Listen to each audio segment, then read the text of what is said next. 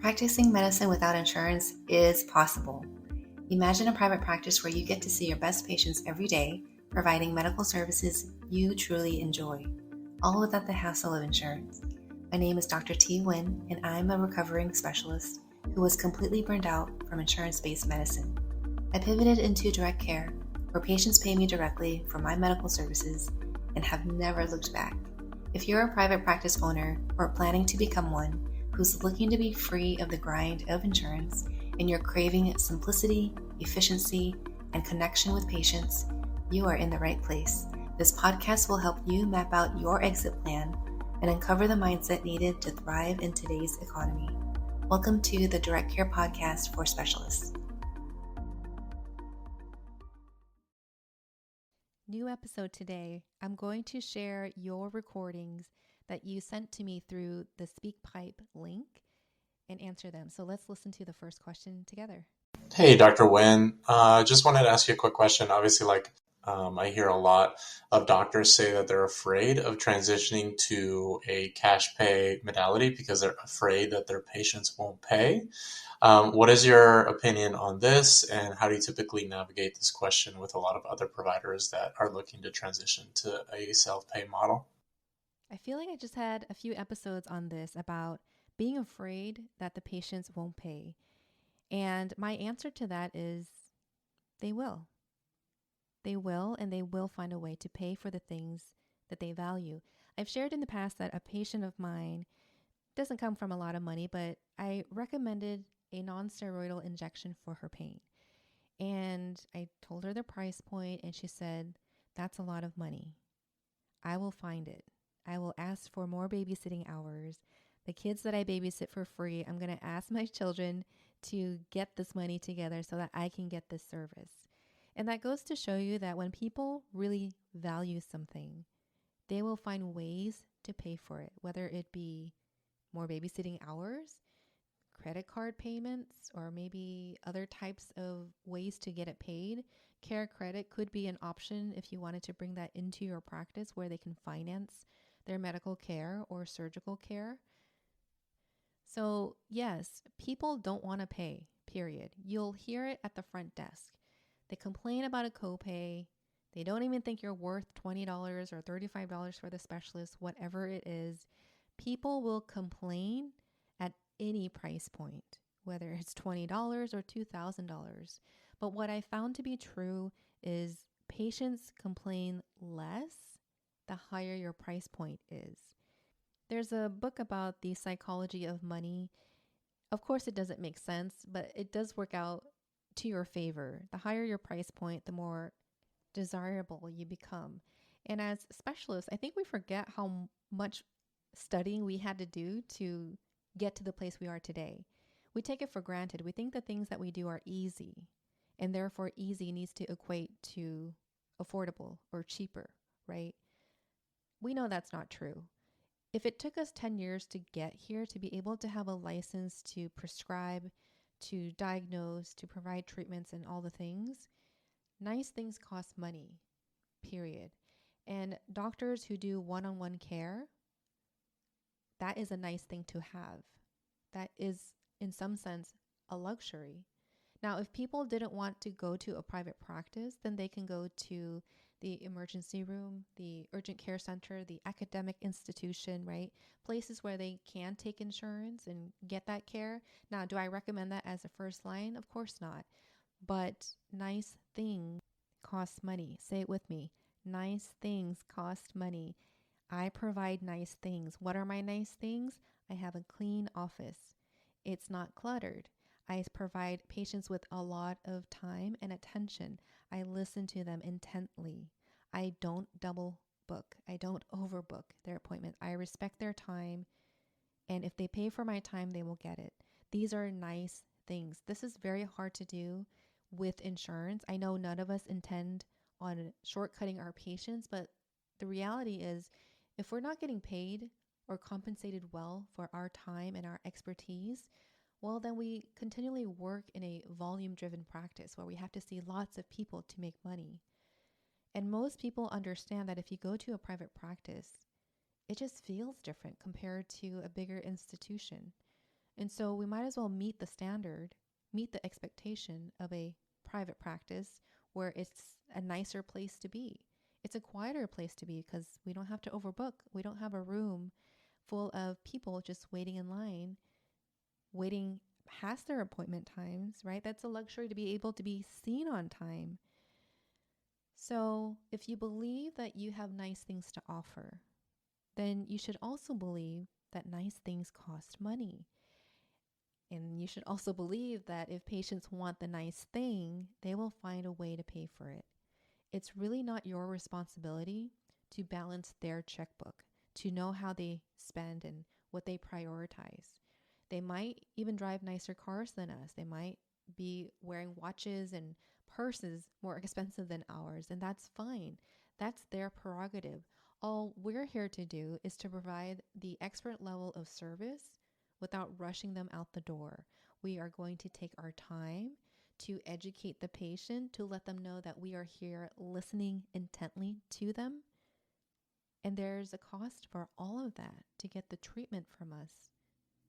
So my solution to the problem where people won't pay is to find the people who will. The bigger your reach is, the more people you'll find who are desperately looking for you, and they are willing to pay. Listen, the bar is really low. Patients make an appointment with a specialist. That could be 3 months, that could be 6 months. When they get to the doctor's waiting room, there are a bunch of other people there.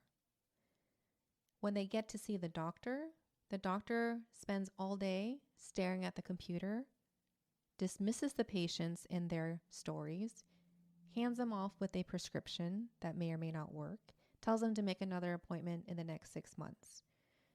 So that's what we have in modern day medicine. We have people treated like cattle. They come in, they go out. They come in, they go out. It's all very transactional, and people hate that. How do I know they hate that? Because they go online and they complain about how much they hate that. And then you'll see the testimonials from patients who see direct care doctors that say things like, the doctor was very thorough. They gave me their attention. Yes, they don't take my insurance, but they were totally worth the money. They solved my problem. Nobody else was able to give me the time or the diagnosis or the treatment that I was looking for. So believe that there are people out there who are desperately looking for your services. You just have to keep reaching out further and further out until people are sick of hearing about you, until you become a household name, until you oversaturate your community with your name and the thing that you do really well. People will find the money for things that they value. That's all that there is to it. So if the people you have right now are unwilling to pay, find more people who will. They are out there. They are waiting for you.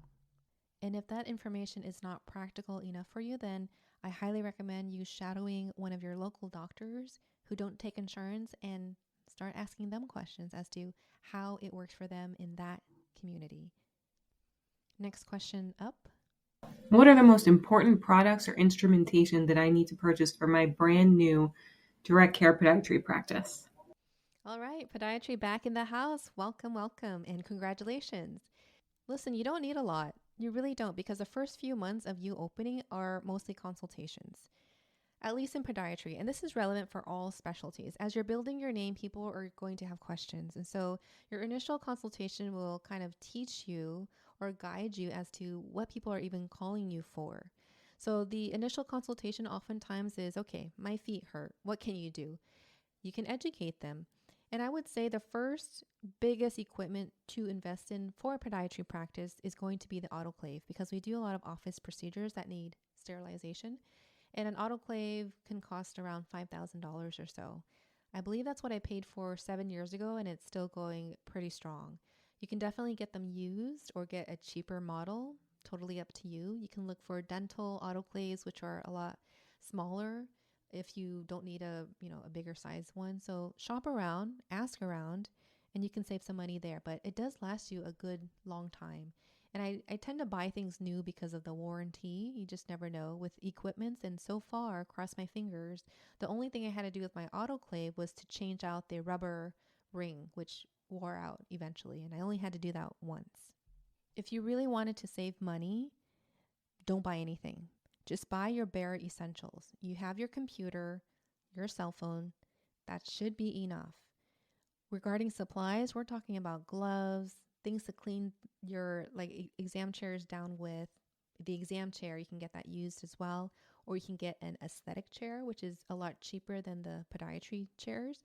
There's a lot of medical office that sell equipment as well. Maybe they've sold out or they're closing down or whatever the situation is. You can certainly get it cheap for that. I had a friend who was a plastic surgeon, and when he first started out, he had the manual chairs where you had to pump with your foot because he was pretty savvy in the beginning. And to me, personally, I don't think I would ever do that, but it's nice to have options. It's nice to know that you don't have to spend $7,000 on a chair like I did. But again, that $7,000 of a chair lasted me 7 years and it's still going. So you can always look around, shop around, see what other people are doing. And for me, I did buy an ultrasound, an x-ray unit, but I'm going to pause right there. I bought an x-ray unit, but then I sold it last year because a friend who has been in practice much longer than me says she never even had an x-ray unit. So I went out the gates buying all the things and I didn't have to. I could have waited. I could have built up my capital for that. So up to you if you really want an x-ray unit that can run around 20, 25K for the lower end products. What I do now is I just write the prescription, but I also have a mini C-arm fluoroscopy in-house for my minimally invasive surgeries. So I felt like I didn't really need both. If I did, I would just write the prescription to a local imaging center and the patient can use their insurance for that if they wanted to, as long as they don't have a closed network HMO type of plan. And in that scenario, they may have to go back to their primary care doctor and advocate for themselves to say, I saw this other doctor, they recommended imaging. Can you write the order? You can send your notes to them. Sometimes this gets kind of funny. I try to send my notes out to one of these closed networks out here and they just sent it right back. So anyway, teach your patients how to advocate for themselves because oftentimes these other offices are just too busy to stop doing what they do. And it would also be to your advantage to find a local imaging center that offers cash prices so that you're prepared and you can give them some info. You can go to greenimaging.net to find cash-friendly centers.